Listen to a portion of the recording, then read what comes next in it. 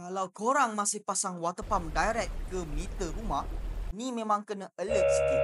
Sebab bukan je boleh rosakkan sistem air, tapi benda ni memang salah di sisi undang-undang. First sekali, kita kena faham, water pump ni tarik air dengan tekanan tinggi.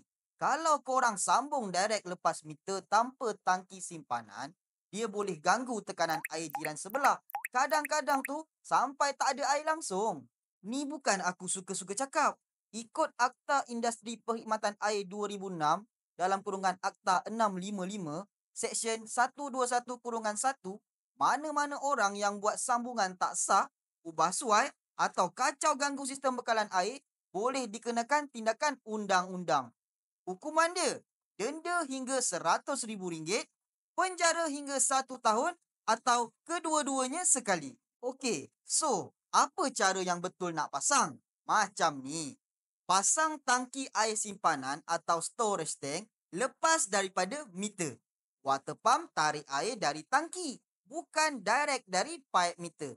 Ni baru ikut standard Suruhanjaya Perkhidmatan Air Negara ataupun SPAN. So guys, jangan sebab nak pressure kuat, kita langgar undang-undang dan aniaya jiran.